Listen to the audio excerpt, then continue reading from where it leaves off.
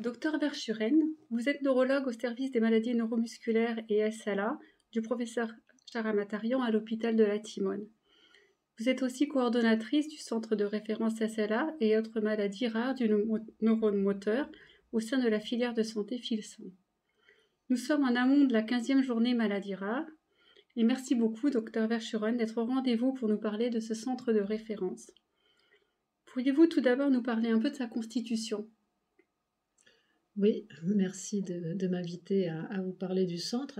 Donc la constitution du centre SLA de Marseille est ancienne, il y a déjà quelques dizaines d'années. Le service du professeur Pouget est en fait historiquement pionnier dans la prise en charge pluridisciplinaire des patients SLA. Et nous avons une première labellisation en 2003-2004 dans le cadre juste en amont du premier plan maladie rare. Labellisation qui a été renouvelée dernièrement, donc en 2017, labellisation par la DGOS, et nous sommes donc centre de référence pour la prise en charge de la SLA. Avec en 2017 un ajustement des labels en centre de référence et centre de ressources et compétences. Oui, et vous êtes resté centre de référence. Voilà, tout à fait.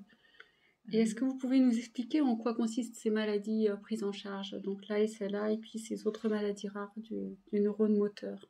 Alors c'est vrai que dans le service, il y a une très grosse file active quand même de patients qui ont une sclérose latérale amyotrophique, qui est une des maladies neurodégénératives, qui est une maladie neurologique qui fait partie des maladies rares par sa fréquence dans la population générale, mais dont l'incidence est quand même assez élevée. Donc on a quand même une grosse file active de patients sur Marseille.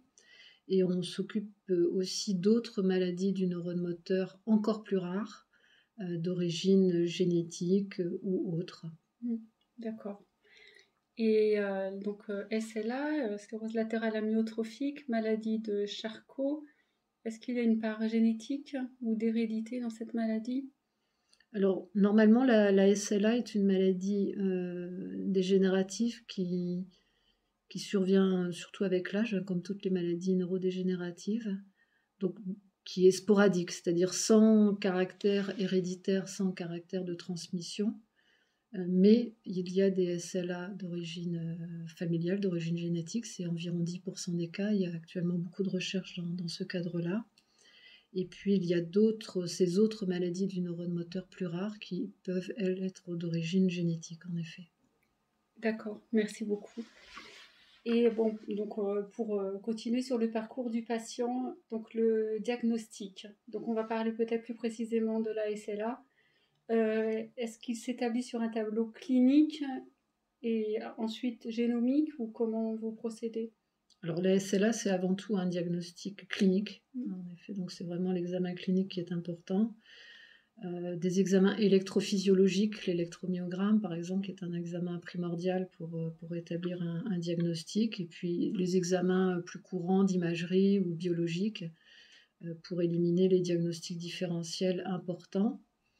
Il y a on ne fait pas d'examen génétique pour confirmer, normalement, sauf quand il y a une histoire familiale, où là, en effet, on peut aller faire des examens de génétique pour aider au diagnostic. Et puis sinon, les examens génétiques rentrent actuellement plutôt dans le domaine de la recherche. D'accord, merci beaucoup. Et pour les traitements actuels, donc c'est une maladie grave, est-ce que les traitements pour l'instant c'est principalement le soulagement des symptômes ou est-ce qu'il y a des espoirs thérapeutiques à court ou moyen terme? Alors dans les traitements médicamenteux, il y a des traitements étiologiques, un traitement neuroprotecteur, donc qui agit sur la maladie elle-même et qui permet de ralentir la maladie, un traitement qui s'appelle le Riluzole, qu'on a à disposition depuis plus de 20 ans maintenant. Donc il y a un traitement qui ralentit la progression. On commence à avoir d'autres molécules, surtout des essais thérapeutiques, et on est en ce moment dans une phase où on a des études qui vont débuter, qui sont très intéressantes, des études de phase 3. Et puis on a en effet des traitements médicamenteux plutôt pour le soulagement des symptômes, comme la spasticité, la raideur des membres, des traitements pour les douleurs secondaires, des traitements pour les symptômes d'ordre psychologique, qui sont des traitements efficaces aussi. Merci beaucoup. Donc avec des espoirs thérapeutiques importants pour les prochaines années. Oui, tout à fait. Et donc, comment s'organise la prise en charge médico-sociale? Parce qu'il y a un réseau pour la SLA, Oui. ville-hôpital. Oui. Donc c'est vrai que nous avons un fonctionnement assez particulier à Marseille parce qu'on a la chance de travailler avec le réseau SLA-PACA, qui est un réseau de soins qui a été créé par le service, par le professeur Pouget aussi, à l'initiative du professeur Pouget il y a une vingtaine d'années, c'était en 2003 aussi. Et ce réseau SLA-PACA nous permet d'avoir une assistante sociale, un médecin, un coordinateur qui aide nos patients pour établir les dossiers d'aide humaine, pour tout ce qui est technique, et qui sert aussi pour la formation des soignants du domicile. Et puis il y a d'autres aspects qui sont gérés par le réseau SLA. D'accord, merci beaucoup.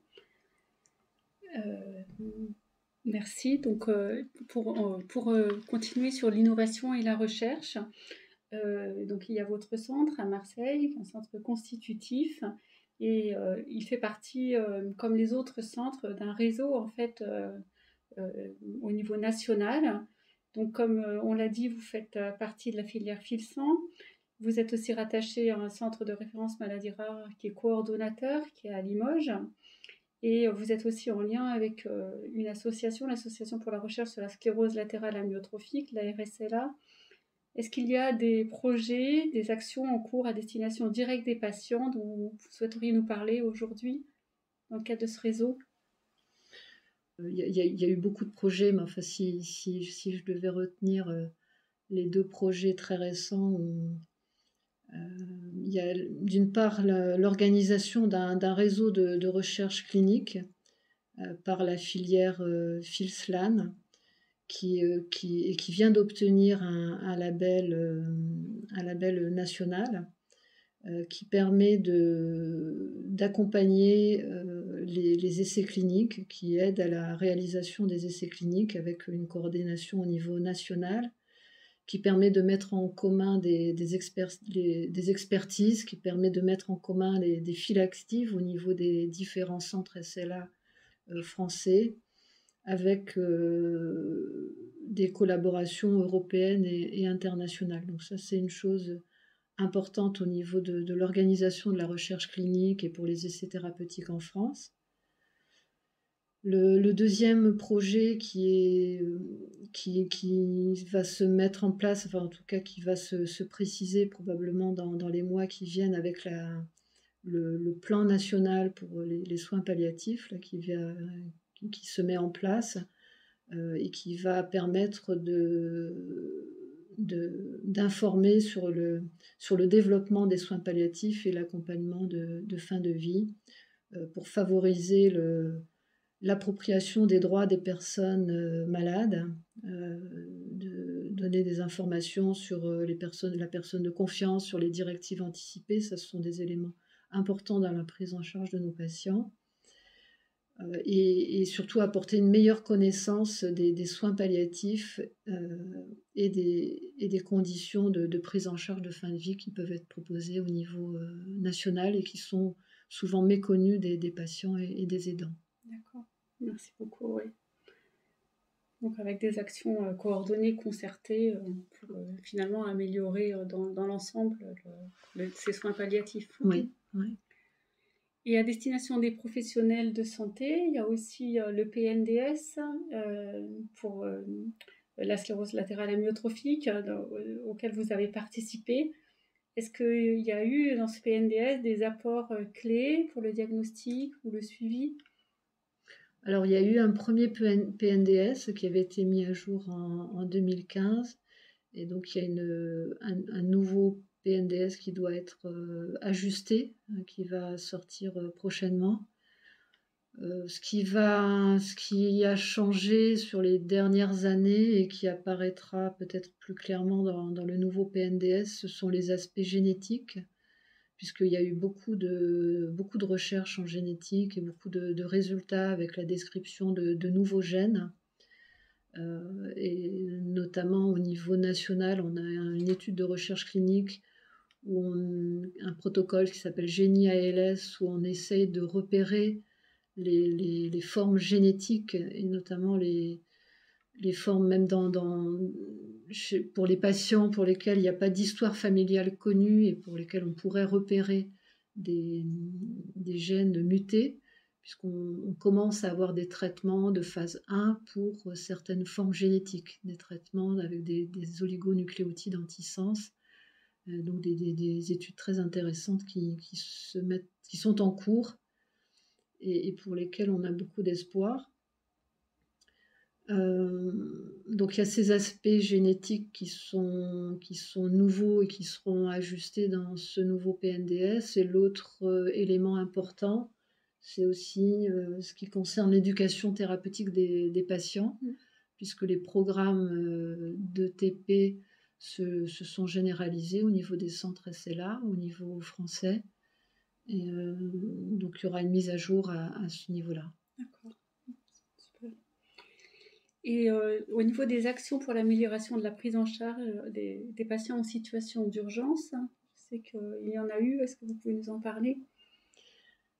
Oui, alors il y a plusieurs éléments pour ces situations d'urgence. C'est vrai qu'au niveau du service, on a déjà dans notre programme d'éducation thérapeutique du patient, on aborde. Il y a des ateliers qui concernent ces situations d'urgence. On organise aussi de façon annuelle pour l'instant une journée des aidants, où on insiste aussi, où on essaye d'avoir des actions d'éducation pour ces situations d'urgence.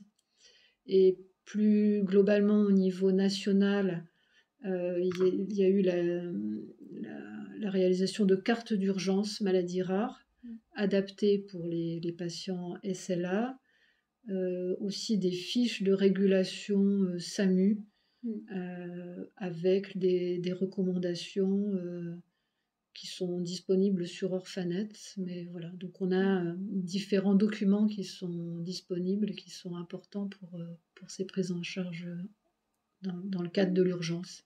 D'accord, comme pour d'autres maladies. Il y a d'autres comme maladies beaucoup d'autres maladies rares, en fait. Les cartes d'urgence, c'est vrai, ont été un peu généralisées. Donc, il y en a une pour la SLA. D'accord. Spécifiquement. D'accord, merci beaucoup. Est-ce qu'il y a d'autres aspects que vous voulez nous mentionner aujourd'hui? Alors, qu'est-ce que je pourrais vous dire? Alors, c'est vrai, moi, ce que j'aimerais faire passer comme message, c'est vrai que la SLA, c'est une maladie rare. Parfois, les patients ont l'impression que comme c'est une maladie rare, on a les pouvoirs politiques les délaissent un peu. En fait, il y a beaucoup de recherches quand même dans la SLA, parce que c'est un modèle de maladie neurodégénérative. C'est un modèle pour la recherche en neuroprotection. Et donc, la recherche dans la SLA pourrait bénéficier aux autres maladies dégénératives. Donc, je crois qu'il faut garder l'espérance dans cette recherche et dans les progrès qu'on pourra faire en termes de neuroprotection. Et on a beaucoup d'espoir avec comme je vous le disais tout à l'heure, ces phases 3 là, qui arrivent. D'accord. Et qui pourront peut-être nous permettre d'avoir un traitement associé au Riluzole, toujours pour essayer d'être plus actif sur le ralentissement de la progression de la maladie. Et l'autre élément qui me semble important, c'est le rôle des aidants et l'aide aux aidants que nous pouvons apporter. Et nous, c'est vrai que c'est quelque chose qui nous tient à cœur à Marseille.